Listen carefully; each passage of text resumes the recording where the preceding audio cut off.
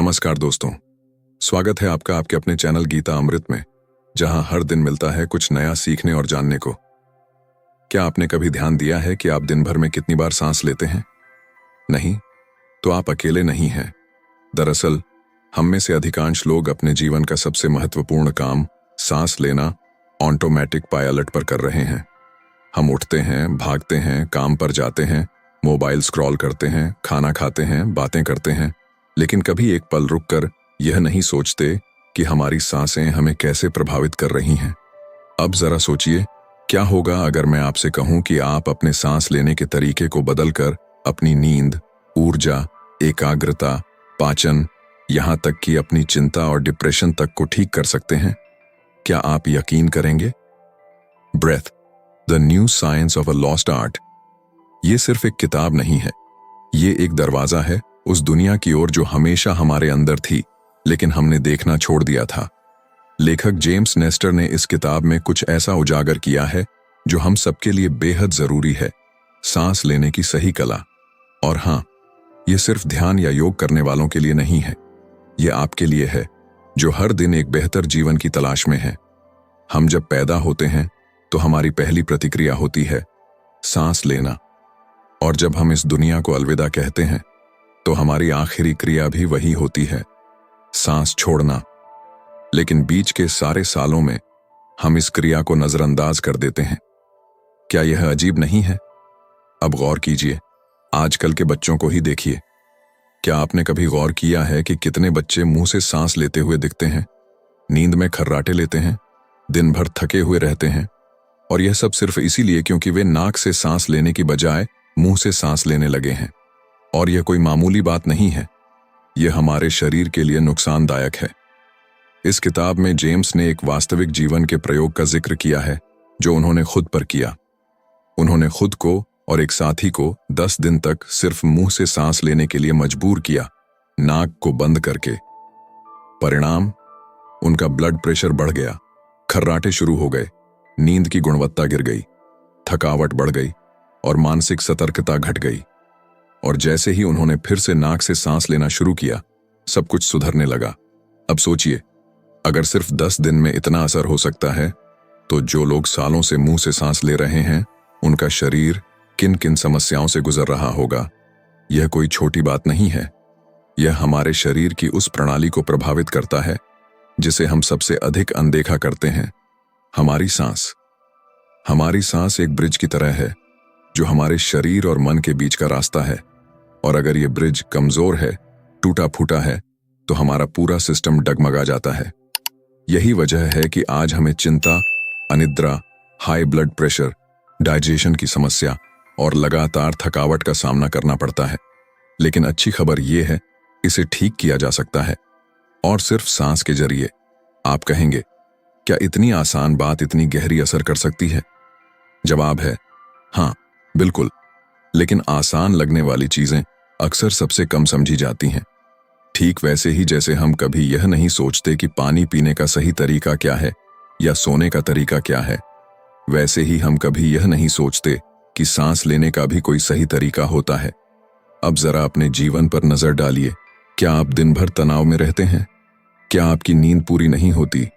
क्या आप थकावट महसूस करते हैं, भले ही बहुत कुछ किया ना हो? क्या आप हमेशा एक अंदरूनी बेचैनी के साथ जीते हैं जिसकी वजह आप खुद नहीं जानते? अगर हाँ, तो आप अकेले नहीं हैं। और शायद यह सब इसलिए है क्योंकि आप सही तरीके से सांस नहीं ले रहे। हमारी सांस ही हमारे शरीर की सबसे शक्तिशाली लेकिन सबसे अनदेखी गई प्रणाली है। और इस किताब के जरिए हम जानेंगे कि कैसे इसे फिर से समझा जा सकता है, कैसे इसे साधा जा सकता है, और कैसे हम अपने जीवन की क्वालिटी को पूरी तरह बदल सकते हैं, बिना किसी दवा, बिना किसी उपकरण, सिर्फ अपने भीतर की शक्ति से। आप तैयार हैं? क्योंकि अभी तो हमने सिर्फ शुरुआत की है। नाक, शरीर की सुपर पावर जो हम भूल गए हैं। कभी आपने सोचा है कि ईश्वर ने हमें नाक दी ही क्यों है, जब मुंह से भी सांस ली जा सकती है? जवाब सीधा है, क्योंकि मुंह सांस लेने के लिए बना ही नहीं है। मुंह का काम है खाना, बात करना और आवाज निकालना। लेकिन नाक एक अद्भुत, बारीक और शक्तिशाली प्रणाली है जिसे खास तौर पर सांस लेने के लिए डिजाइन किया गया है। नाक के अंदर बाल होते हैं, फिल्टर्स होते हैं, रास्ते में टिश्यूज होते हैं जो हवा को साफ करते हैं, नमी देते हैं और सही तापमान पर पहुंचाकर फेफड़ों में भेजते हैं। अब सोचिए, अगर आप मुंह से सांस लेते हैं तो ये सारी प्रक्रिया गायब हो जाती है। हवा सीधी, बिना छने, ठंडी और सूखी आपके फेफड़ों में जाती है। इससे क्या होता है? संक्रमण बढ़ता है, फेफड़ों पर दबाव बढ़ता है और आपकी पूरी इम्यून सिस्टम पर असर पड़ता है। जेम्स नेस्टर इस बात को अपने शोध में बड़े सटीक तरीके से समझाते हैं। उन्होंने वैज्ञानिक अध्ययनों का हवाला दिया जिसमें दिखाया गया कि नाक से सांस लेने वाले लोगों में रोग प्रतिरोधक क्षमता अधिक होती है, नींद की गुणवत्ता बेहतर होती है और दिल की बीमारियां कम होती हैं। एक अध्ययन में यह पाया गया कि सिर्फ नाक से सांस लेने से ब्लड प्रेशर में भारी गिरावट आती है, वो भी बिना किसी दवा के। आपने योग गुरुओं को अक्सर यह कहते सुना होगा, नाक से सांस लो, नाक से छोड़ो। लेकिन क्या आपने कभी इसके पीछे की साइंस समझी है? नाक से सांस लेने पर नाइट्रिक ऑक्साइड नामक गैस उत्पन्न होती है। ये गैस आपकी रक्त वाहिकाओं को फैलाती है, ब्लड फ्लो को बेहतर बनाती है, ऑक्सीजन के अवशोषण को बढ़ाती है और बैक्टीरिया से लड़ने में मदद करती है। यह एक प्राकृतिक एंटीबायोटिक की तरह काम करती है और यह सिर्फ नाक से सांस लेने पर ही बनती है। अब जरा सोचिए, जब आप मुंह से सांस लेते हैं तो आप इस चमत्कारी गैस से वंचित रह जाते हैं। एक और रोचक बात, नींद में अगर आप मुंह से सांस लेते हैं तो आपकी नींद की क्वालिटी पूरी तरह बिगड़ जाती है। खर्राटे आते हैं, ऑक्सीजन लेवल गिरता है, दिल पर बोझ बढ़ता है और अगले दिन आप थकावट महसूस करते हैं, चाहे आप 8 घंटे ही क्यों न सोए हों। एक प्रयोग में कुछ प्रतिभागियों को सिर्फ मुंह से सांस लेने की इजाजत दी गई और उनमें से लगभग सभी को अगले ही दिन सिरदर्द, तनाव और चिड़चिड़ापन होने लगा। इसका एक सीधा उदाहरण है टेपिंग थेरेपी। कई लोग आजकल रात में अपने मुंह को एक मेडिकल टेप से हल्के से बंद कर देते हैं ताकि वे नाक से ही सांस लें। यह अब एक मेडिकल सलाह बन चुका है उन लोगों के लिए जो नींद में बार बार उठते हैं, खर्राटे लेते हैं या थकावट महसूस करते हैं। और आप सोचेंगे, ये तो बहुत अजीब है, लेकिन सच्चाई ये है कि यह काम करता है। हजारों लोगों ने इससे अपनी नींद और जीवन की क्वालिटी सुधारी है। और यह सिर्फ नींद की बात नहीं है। दिन में भी अगर आप मुंह से सांस लेते हैं तो आपके शरीर का संतुलन बिगड़ जाता है। आपकी सांसें उथली हो जाती हैं और शरीर में कार्बन डाइऑक्साइड और ऑक्सीजन का संतुलन डगमगा जाता है। जेम्स नेस्टर कहते हैं, हम सांस को जितना धीमा और गहरा बनाएंगे उतनी ही ज्यादा शक्ति और स्थिरता हमें मिलेगी। अब यहां एक बात और गौर करने लायक है। अधिकतर लोग यह सोचते हैं कि सांस का मतलब है सिर्फ ऑक्सीजन लेना, लेकिन सच्चाई इससे कहीं ज्यादा गहरी है। सांस लेना एक लय है, एक रिद्म जो हमारे पूरे शरीर को कंट्रोल करता है। जैसे कोई म्यूजिक की धुन शरीर को शांत करती है, वैसे ही गहरी नाक से ली गई सांसें हमारी नसों, मस्तिष्क और दिल को शांत करती हैं। एक और सच्ची घटना, एक मशहूर एथलीट जो ओलंपिक के लिए ट्रेनिंग कर रहा था, उसने सिर्फ एक चीज बदली। उसने हर वर्कआउट के दौरान मुंह बंद रखा और नाक से ही सांस ली। 6 हफ्तों में उसकी स्टैमिना में इतना सुधार हुआ कि उसने अपने रिकॉर्ड तोड़ दिए। डॉक्टर्स और कोचेस हैरान रह गए। लेकिन यही तो बात है, हम जो अनदेखा करते हैं वही अक्सर सबसे गहरा असर करता है। अब सोचिए, अगर इतनी ताकत सिर्फ नाक से सांस लेने में है तो क्यों ना इसे अपनी आदत बना लिया जाए। क्यों ना हम हर सुबह उठकर सिर्फ 5 मिनट शांत बैठें और नाक से धीमी गहरी सांसों का अभ्यास करें। क्यों ना हम खुद को याद दिलाएं कि हमारा शरीर, हमारी ऊर्जा, हमारी मानसिक स्थिति सब कुछ सांसों से शुरू होती है। क्या आप वाकई तैयार हैं अपने भीतर की इस छुपी हुई शक्ति को फिर से जगाने के लिए? जब सांसें गलत चलती हैं, शरीर चुपचाप कैसे टूटने लगता है। अब आप सोच रहे होंगे, क्या सांस लेने में भी कोई गलत तरीका हो सकता है? आखिरकार हम तो हर वक्त सांस ले ही रहे हैं। लेकिन यहीं पर एक बहुत बड़ा भ्रम है। जैसा कि जेम्स नेस्टर अपनी किताब में कहते हैं, सांस लेना स्वाभाविक है, लेकिन सही सांस लेना एक कला है। जरा सोचिए, क्या आपने कभी गौर किया है कि जब आप तनाव में होते हैं तो आपकी सांसें कैसी हो जाती हैं? तेज, उथली और छाती के ऊपरी हिस्से से। और जब आप शांत होते हैं, सांसें धीमी, गहरी और पेट के नीचे से आती हैं। अब यहां पर ध्यान दीजिए, यह फर्क सिर्फ स्थिति का नहीं है, यह फर्क आपकी सांसों की दिशा का है, जो आपकी मानसिक स्थिति को या तो बिगाड़ती है या बेहतर बनाती है। आज के समय में ज्यादातर लोग, खासकर जो शहरों में रहते हैं, वे लगातार उथली और तेज सांसें लेते हैं। इसका मतलब क्या होता है? इसका मतलब है कि वे अपने फेफड़ों की पूरी क्षमता का इस्तेमाल ही नहीं कर रहे। वे सिर्फ 30-40% हवा का उपयोग कर पा रहे हैं, जबकि शरीर को पूरी क्षमता की जरूरत होती है, खासकर ब्रेन और मसल्स को। अब बात करते हैं एक आम स्थिति की, चिंता और पैनिक अटैक।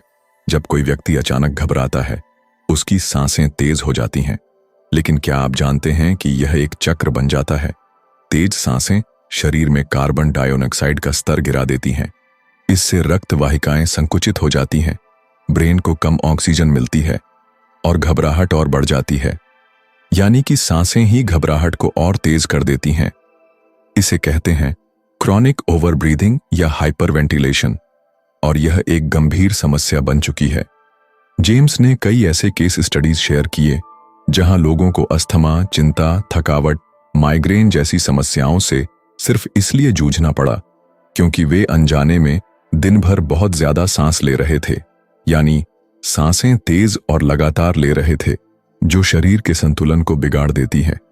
एक वास्तविक कहानी पर गौर कीजिए। अमेरिका की एक महिला जो सालों से अस्थमा की दवा ले रही थी और फिर भी हर महीने अस्पताल पहुंच जाती थी। जब उसने एक विशेषज्ञ से सांस लेने की जांच करवाई तो पता चला कि उसकी सांस लेने की गति सामान्य से लगभग दोगुनी थी। उसे कुछ खास सांसों की एक्सरसाइज दी गई, धीरे और कम सांस लेने की तकनीकें, और कुछ ही हफ्तों में उसकी दवाएं आधी हो गईं। कुछ महीनों में अस्थमा लगभग गायब। यहां एक गहरा सवाल है, क्या हम बीमार हैं या क्या हम बस सही सांस नहीं ले रहे? आप जब दिन भर कंप्यूटर के सामने बैठे रहते हैं, कॉल्स करते हैं, तनाव झेलते हैं और ध्यान कहीं और होता है, तब आपके शरीर की स्वाभाविक सांस लेने की लय टूट जाती है। आप बार बार छाती से छोटी सांसें लेते हैं, बिना जाने कि यह आपको धीरे धीरे कमजोर कर रहा है। अब एक और आम उदाहरण, माउथ ब्रीदिंग की आदत बच्चों में। वैज्ञानिक रिसर्च बताते हैं कि अगर कोई बच्चा लगातार मुंह से सांस लेता है तो उसका चेहरा लंबा और पतला होने लगता है, जबड़ा पीछे हट जाता है और दांत टेढ़े हो जाते हैं। यह बात भारत में भी प्रासंगिक है, जहां लाखों बच्चों को एडेनॉइड्स, टॉन्सिल्स और एलर्जी की समस्याएं सिर्फ मुंह से सांस लेने के कारण हो रही हैं। सांस लेना हमारे शरीर का वो जड़ है जिसे अगर हम सुधार लें तो उसकी शाखाएं यानी नींद, पाचन, फोकस, ऊर्जा, मूड सब अपने आप बेहतर हो जाती हैं। लेकिन अगर यही जड़ कमजोर हो जाए तो पूरा सिस्टम धीरे धीरे डगमगा जाता है, बिना शोर किए, बिना लक्षण दिए। आप सोचिए, कोई भी औरत या आदमी दिन में 20,000 से ज्यादा सांसें लेता है। अगर हर एक सांस गलत हो तो उसका असर कितना गहरा होगा। अब समाधान की ओर एक झलक, सांसों को धीमा करना और पेट से लेना। अपनी सांसों को 5 सेकंड में अंदर और 5 सेकंड में बाहर निकालना। दिन में 5 मिनट इस अभ्यास से आप अपनी पूरी प्रणाली को दोबारा संतुलन में ला सकते हैं, और यह सिर्फ शारीरिक नहीं, मानसिक बदलाव भी लाता है। धीमी सांसें हमारे पैरासिम्पैथेटिक नर्वस सिस्टम को सक्रिय करती हैं, जिसे आप शरीर का शांत करने वाला ब्रेक कह सकते हैं। यह हमारी हृदय गति को कम करता है, पाचन को बेहतर बनाता है और दिमाग को शांति देता है। तो अगली बार जब आप खुद को तनाव में, थके हुए या बेचैन पाएं, एक पल रुकिए, आंखें बंद कीजिए और अपनी सांसों को महसूस कीजिए। क्या वे उथली हैं? क्या वे तेज हैं? अगर हां, तो बस धीमे से नाक से गहरी सांस लीजिए और फिर धीरे धीरे छोड़िए। यही आपकी दवा है, यही आपकी शक्ति है। सही सांसें, तनाव से मुक्ति की चाबी। कभी कभी समाधान हमारे इतना करीब होता है कि हम उसे देख ही नहीं पाते। हमारी सबसे बड़ी शक्ति सांसें इतनी सामान्य हैं कि हम उन्हें अनदेखा कर देते हैं, लेकिन यही सामान्य शक्ति असाधारण परिवर्तन ला सकती है अगर हम इसके विज्ञान और तकनीक को सही से अपनाएं। आज की तेज रफ्तार दुनिया में हर तीसरा व्यक्ति तनाव, थकावट, चिंता या अनिद्रा से जूझ रहा है। आपको लगेगा कि यह तो अब सामान्य है, सबको है। लेकिन क्या यह वास्तव में सामान्य है या सिर्फ आम हो गया है? जेम्स नेस्टर ने अपनी किताब में एक बेहद शक्तिशाली विचार साझा किया। अगर आप सही सांस लेना सीख लें तो आप दवा के बिना अपना इलाज कर सकते हैं। और इसके समर्थन में उन्होंने ऐसे सैकड़ों केस बताए जहां लोगों ने अपनी स्वास्थ्य समस्याओं को सिर्फ सांसों की मदद से ठीक किया। एक तकनीक है कोहेरेंट ब्रीदिंग। इसका मूल सिद्धांत है धीमी, संतुलित और लयबद्ध सांसें लेना। उदाहरण के तौर पर 5 सेकंड में सांस लेना, 5 सेकंड में छोड़ना, बस इतना ही। 1 मिनट में सिर्फ 5-6 सांसें। अब आप सोच रहे होंगे इससे क्या होगा? इससे होता है वेगस नर्व का सक्रिय होना।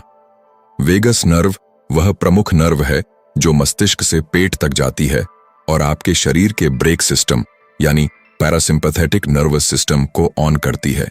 जब यह सक्रिय होता है तो आपकी हृदय गति संतुलित होती है, ब्लड प्रेशर कम होता है, डाइजेशन सुधरता है और सबसे जरूरी दिमाग शांत होता है। यह तकनीक PTSD post traumatic stress disorder से पीड़ित सैनिकों पर इस्तेमाल की गई और आश्चर्यजनक रूप से उनके लक्षणों में सुधार आया, बिना किसी दवा के।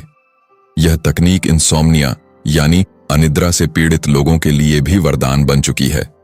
अब सोचिए, अगर सिर्फ सांसों की लय को बदलकर आप नींद की गोली के बिना गहरी नींद पा सकते हैं, तो क्या यह किसी चमत्कार से कम है? एक और पद्धति है बॉक्स ब्रीदिंग, जिसे नेवी सील्स जैसे हाई परफॉर्मेंस सैनिक अपनाते हैं। इसमें 4 हिस्से होते हैं: 4 सेकंड सांस लेना, 4 सेकंड रोकना, 4 सेकंड सांस छोड़ना और फिर 4 सेकंड रुकना।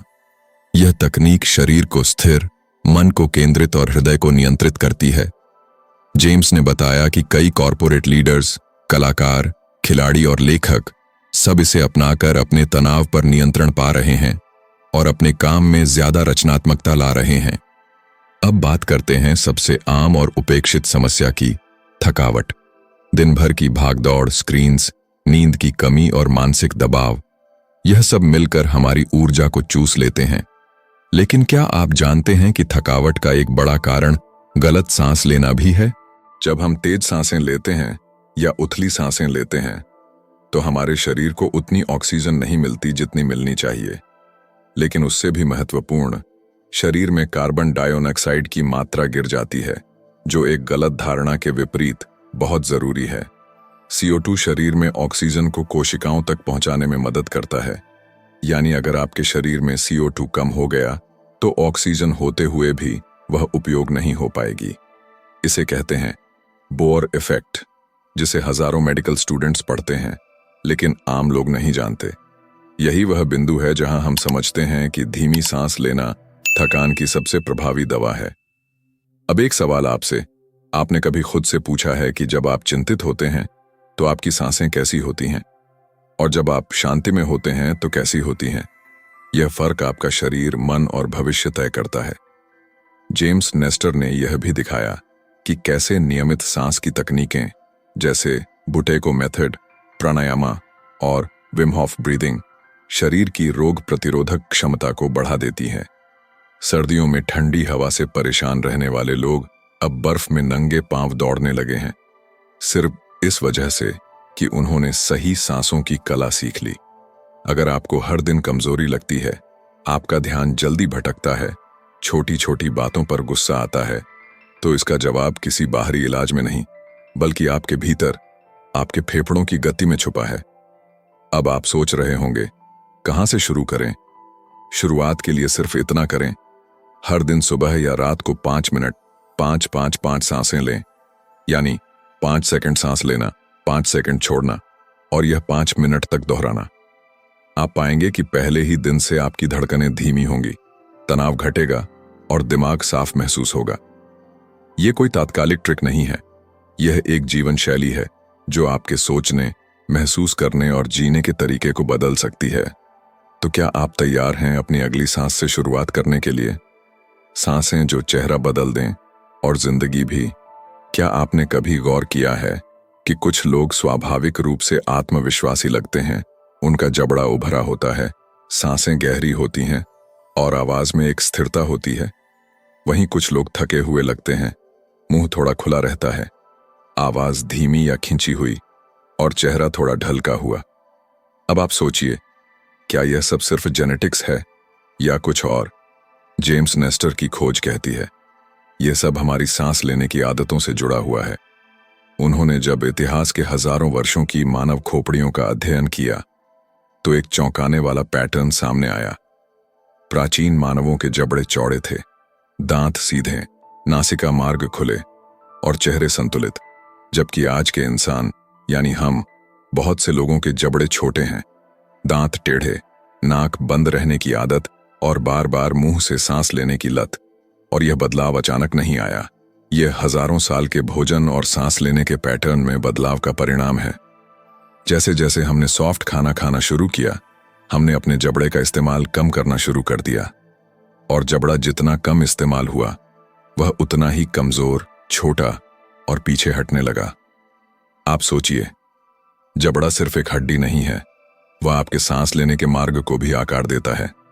जब जबड़ा छोटा होता है तो सांस लेने की नली सिकुड़ जाती है, जिससे नींद में खर्राटे, स्लीप अपनिया और दिन भर की थकावट जैसी समस्याएं पैदा होती हैं।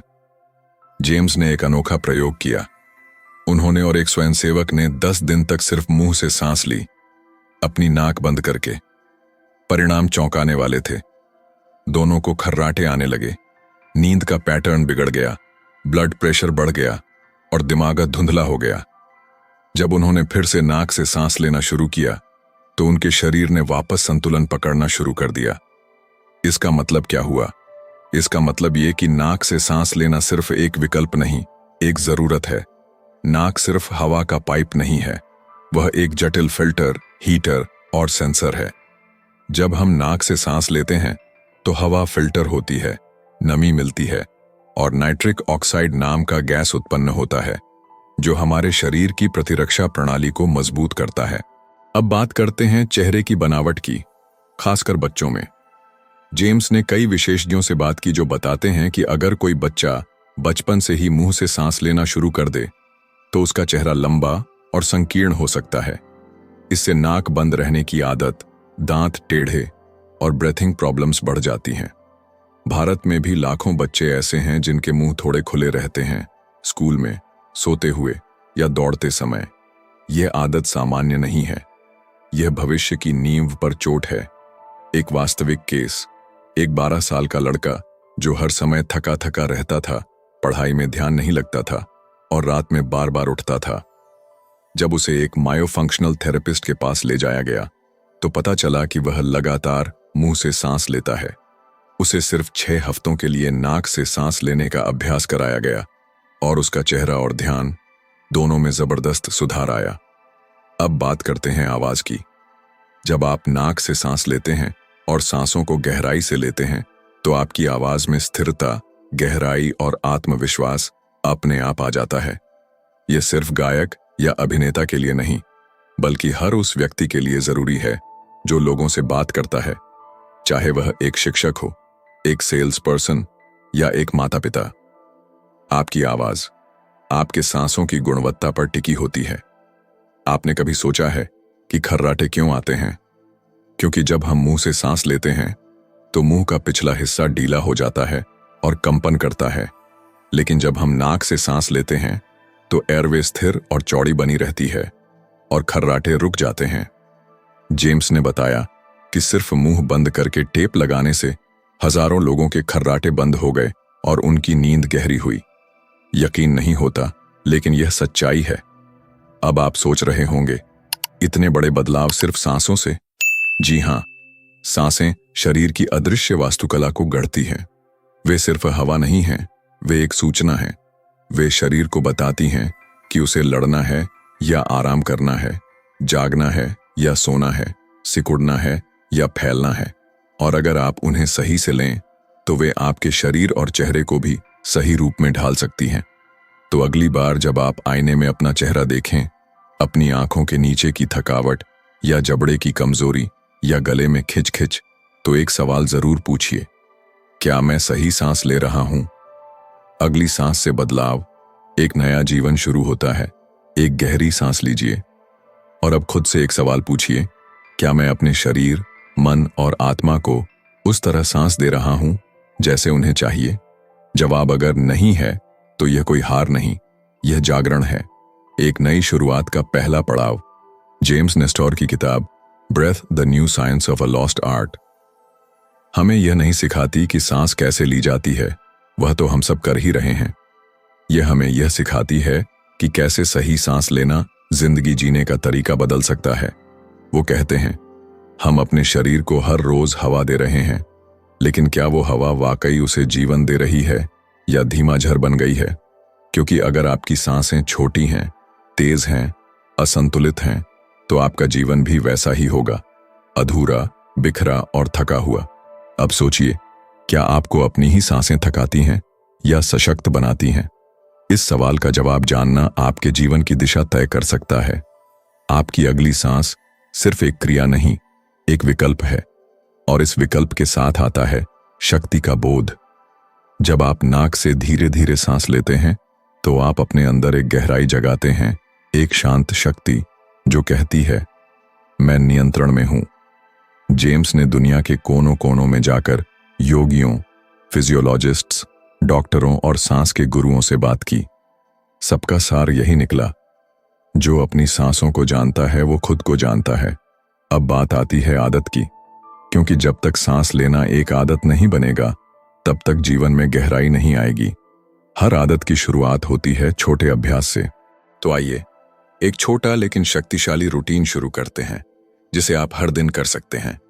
सुबह उठते ही बिस्तर पर बैठकर 5 मिनट के लिए कोहेरेंट ब्रीदिंग करें। 5 सेकंड में सांस लें, 5 सेकंड में छोड़ें। दिन के बीच में जब थकावट महसूस हो, आंखें बंद करके 1 मिनट के लिए बॉक्स ब्रीदिंग करें। 4 सेकंड लें, 4 रोकें, 4 छोड़ें, 4 सेकंड रुकें। रात को सोने से पहले 10 बार गहरी नाक से सांस लें, मुंह बंद रखें, ताकि नींद गहरी और शांत हो। शुरुआत यहीं से होगी, और यही शुरुआत आपके दिमाग के दबाव को, आपके शरीर के तनाव को और आपके मन के बिखराव को बदल देगी। जेम्स ने बताया कि उन्होंने सांसों की कला को जब जीवन में उतारा तो उनकी नींद बेहतर हो गई, दौड़ने की क्षमता बढ़ी, ध्यान केंद्रित हुआ, और सबसे जरूरी, उन्हें एक आंतरिक शांति मिली जो कभी उपलब्ध नहीं थी। यह शांति किसी ऐप, किसी स्क्रीन, किसी शॉपिंग या सोशल मीडिया पर नहीं मिलती। यह उस एक क्षण में मिलती है जब आप अपनी अगली सांस को पूरी तरह महसूस करते हैं। क्या आप जानते हैं कि हर दिन आप लगभग 25,000 सांसें लेते हैं? अब कल्पना कीजिए, अगर आप उनमें से सिर्फ 100 को भी जागरूक होकर लें तो आपके शरीर में क्या बदलाव आ सकता है? आपके विचार कैसे स्पष्ट हो सकते हैं? आपके रिश्ते कैसे सुधर सकते हैं? क्योंकि जिस व्यक्ति के अंदर स्थिरता होती है वही बाहर की दुनिया से सही तरीके से जुड़ पाता है। अब यह चुनाव आपका है। आप 2 रास्तों पर चल सकते हैं। पहला रास्ता पुरानी आदतों का, अनजाने में तेज थकी हुई सांसों का, जहां दिन की शुरुआत तनाव से होती है और रात समाप्त होती है बेचैनी में। या दूसरा रास्ता जागरूकता का, नाक से धीरे लयबद्ध सांसों का, जहां शरीर सहयोगी बनता है, दिमाग आपका मित्र और नींद एक सच्चा विश्राम। आपका शरीर आपसे कुछ नहीं चाहता, सिर्फ एक छोटी सी चीज, कि आप उसे वही हवा दो जो वह डिजर्व करता है। इसलिए आज, अभी, इसी क्षण से अपनी अगली सांस को जरा धीमा कर लीजिए। नाक से लें, थोड़ा गहराई तक। महसूस कीजिए कि यह सिर्फ हवा नहीं, यह जीवन है, ऊर्जा है, संभावनाओं का पुल है। और फिर एक वादा कीजिए कि आप अपनी सांसों को अनदेखा नहीं करेंगे, क्योंकि जब आप सांस को सुधारते हैं आप नींव सुधारते हैं, और जब नींव मजबूत होती है जीवन हर दिशा में खड़ा होता है। अगर आपको इस ऑडियो बुक ने कुछ सिखाया, कुछ महसूस कराया, तो इसे अपने जीवन का हिस्सा बनाइए, इसे अपनाइए, दोहराइए और दूसरों तक पहुंचाइए। और अगर आप चाहते हैं कि मैं ऐसे ही और गहराई से भरे विषयों पर ऑडियो बुक्स लेकर आऊं, तो अभी सब्सक्राइब कीजिए और इस यात्रा का हिस्सा बन जाइए, क्योंकि अगली सांस से ही अगला जीवन शुरू होता है। Thank you for listening.